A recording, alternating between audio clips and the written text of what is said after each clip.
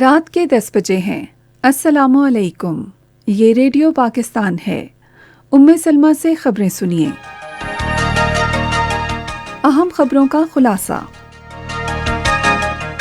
وزیر اعظم نے کہا ہے کہ زرعی شعبے میں بہتر مشینی آلات اور ٹیکنالوجی کے استعمال سے زرعی انقلاب لایا جائے گا۔ صدر نے ہمسایہ ممالک کے ساتھ تجارتی سرحدی پوائنٹس میں اضافے پر زور دیا ہے۔ وزیر خارجہ نے کہا ہے کہ پاکستان نے گزشتہ سال کے دوران دو طرفہ اور کثیر جہتی سطح پر مختلف سفارتی محاذوں پر اپنے سفارتی اہداف مؤثر انداز میں اور تسلسل سے آگے بڑھائے ہیں۔ اور بھارت کے غیر قانونی زیر قبضہ جموں کشمیر میں کل جماعتی حریت کانفرنس نے کہا ہے کہ بھارت مقبوضہ علاقے میں کشمیری عوام کے خلاف جاری غیر اعلانیہ جنگ میں کشمیری نوجوانوں کی نسل کشی کر رہا ہے۔ اور اب خبریں تفصیل کے ساتھ۔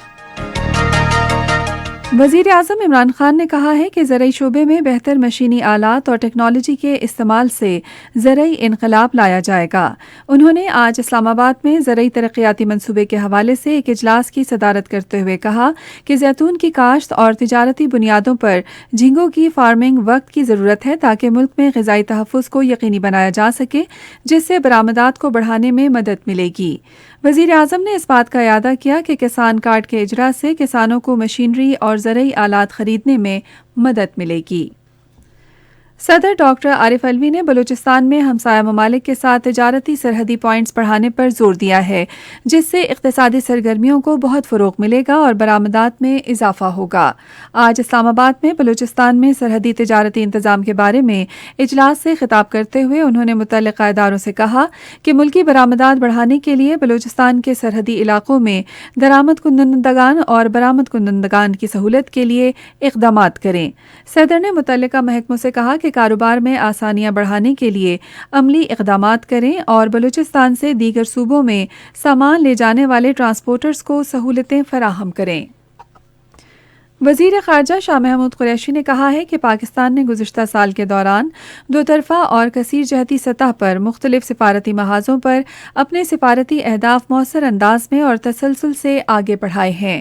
انہوں نے یہ بات آج اسلام آباد میں ایک نیوز کانفرنس میں امور خارجہ کی وزارت کے سال کے اختتام پر جائزہ پیش کرتے ہوئے کہی۔ وزیر خارجہ نے کہا کہ ہم نے اہم طاقتوں اور خطے کے اہم شراکت داروں سے دوستی اور دو طرفہ تعلقات مزید مستحکم کیے ہیں۔ شاہ محمود قریشی نے کہا ہے کہ پاکستان نے افغانستان میں قیام امن اور بعد میں کابل سے غیر ملکیوں کے انخلا میں مدد کا اہم کردار ادا کیا۔ مستقبل میں ایسا ہی کردار ادا کرنے کا عزم ظاہر کرتے ہوئے انہوں نے کہا کہ پاکستان نے افغان عوام کو انسانی بنیادوں پر مدد فراہم کرنے کے لیے 5 ارب روپے کی امداد کا وعدہ کیا ہے۔ انہوں نے کہا کہ اسلام آباد میں حال ہی میں اسلامی تعاون تنظیم کی وزرائے خارجہ کونسل اجلاس میں تنظیم کے رکن ممالک نے بھی افغان عوام کے لیے انسانی بنیادوں پر امداد فراہم کرنے پر اتفاق کیا۔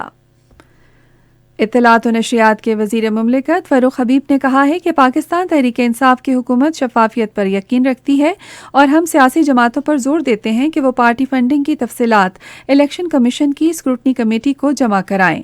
آج شام اسلام آباد میں صحافیوں سے گفتگو کرتے ہوئے انہوں نے کہا کہ اقتصادی ماہرین کی ابتدائی رپورٹس نے انکشاف کیا ہے کہ مسلم لیگ نون اور پیپلز پارٹی نے اسکروٹنی کمیٹی سے اپنے کئی بینک اکاؤنٹس چھپائے۔ اطلاعات کے وزیر مملکت نے کہا کہ تحریک انصاف نے اپنے 40,000 عطیہ کنندگان کی تفصیلات فراہم کی ہیں۔ انسانی حقوق کی وزیر ڈاکٹر شیریں مزاری نے کہا ہے کہ ذرائع ابلاغ خواتین، بچوں اور معاشرے کے دیگر کمزور طبقات کے خلاف تشدد کو اجاگر کر کے انسانی حقوق کے تحفظ میں اہم کردار ادا کر رہے ہیں۔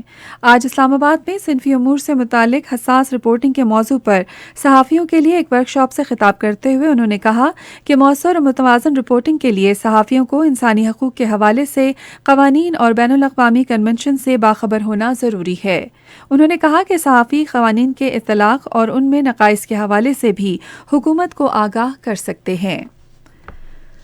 بھارت کے غیر قانونی زیر قبضہ جموں کشمیر میں کل جماعتی حریت کانفرنس نے کہا ہے کہ بھارت مقبوضہ علاقے میں کشمیری عوام کے خلاف جاری غیر اعلانیہ جنگ میں کشمیری نوجوانوں کی نسل کشی کر رہا ہے۔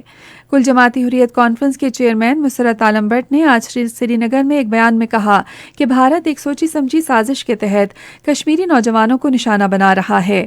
اقوام متحدہ کو 5 جنوری 1949 کو منظور کی گئی قرارداد کی یاد دہانی کرائی گئی ہے، جس میں کشمیریوں کے حق خود ارادیت کو تسلیم کیا گیا ہے۔ انہوں نے عالمی برادری پر زور دیا کہ وہ تنازع کشمیر کو ہنگامی بنیادوں پر حل کرانے کے لیے اقدامات کریں تاکہ علاقے میں قیمتی زندگیوں کو بچایا جا سکے۔ اور افغانستان کی عبوری حکومت نے کہا ہے کہ وہ 1 لاکھ جنگجوؤں پر مشتمل باقاعدہ فوج تشکیل دینے والی ہے۔ وزارت دفاع کے ترجمان عنایت اللہ خوارزمی نے ایک بیان میں کہا کہ نئی افغان فوج کے 80% عہدوں پر بھرتیاں کی جا چکی ہیں۔ اسی کے ساتھ خبریں ختم ہوئیں۔ مزید خبروں اور تجزیوں کے لیے آئیے ہماری ویب سائٹ پر، پتہ ہے radio.gov.pk، اور فیس بک کے link radio Pakistan news official پر براہ راست ویڈیو اسٹریمنگ بھی ملاحظہ کیجیے۔